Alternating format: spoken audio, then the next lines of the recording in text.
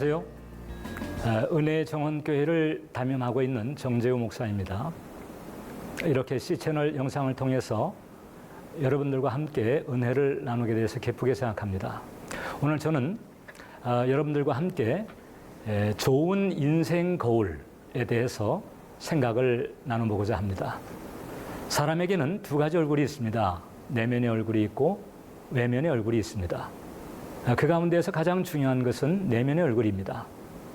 왜냐하면 내면의 얼굴 모습에 따라서 그 사람의 삶의 질과 삶의 방향이 달라지기 때문에 그렇습니다. 대체적으로 그 내면의 얼굴이 만들어지는 시기가 어릴 때입니다. 특히 이제 부모를 통해서 내면의 얼굴이 형성이 됩니다. 부모가 어떻게 말하고 어떻게 생각하고 또 어떻게 행하는가를 이렇게 보고 배우게 되죠. 그리고 부모와의 관계에서 그 아이는 이제 그 부모의 반응에 따라서 자신의 자아상을 형성합니다. 부모가 긍정적으로 대해주면 긍정적인 자아상을 가지게 되고 또 부정적으로 판단하게 되면 그러면 부정적인 정서를 가지게 되면서 일그러진 자아상을 가지게 되는 경우도 많습니다. 그래서 이런 과정에서 소위 이제 거울 자아라고 하는 자아상을 가지게 되는 것입니다. 이런 과정에서 좋은 인생 거울을 가지게 되면 그 아이의 성장은 은혜 가운데 형통한 길을 걸어갈 수가 있습니다. 대표적인 예가 바로 아인슈타인 박사입니다.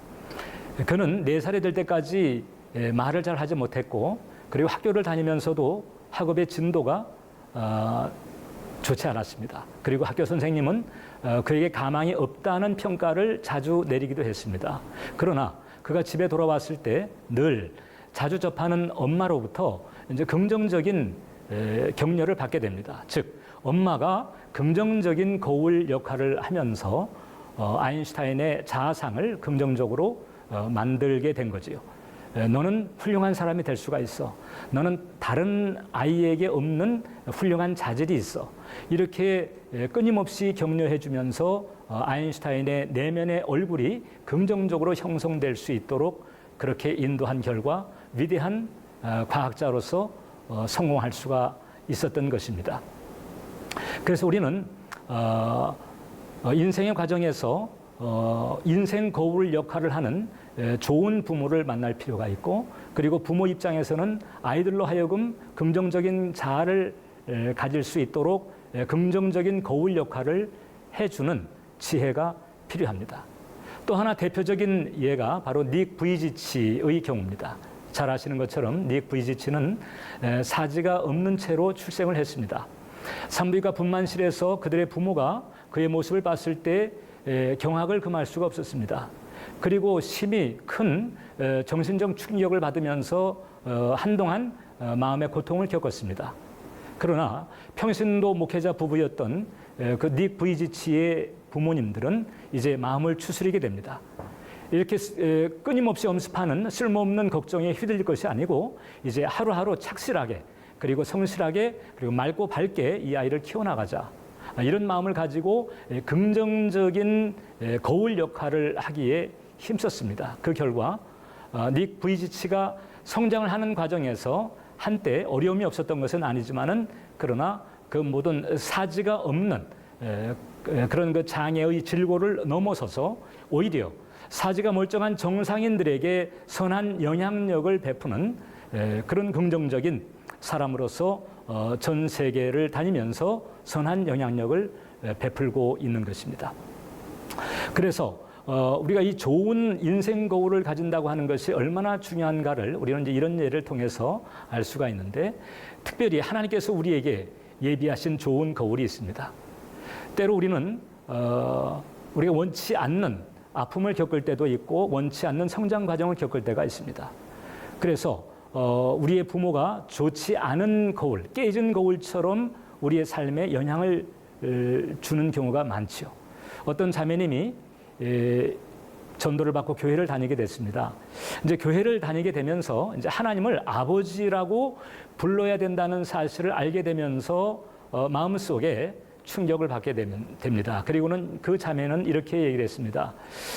하나님을 꼭 아버지라고 불러야 되나요? 저는 아버지는요, 그 사람으로 됐어요.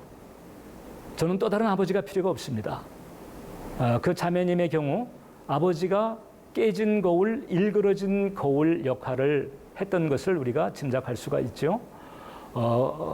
그런데 하나님께서는 얼마든지 우리 인생에 반전을 주실 수 있는 기회를 주셨습니다. 즉 예수님 거울을 바라볼 수 있는 기회인 거지요.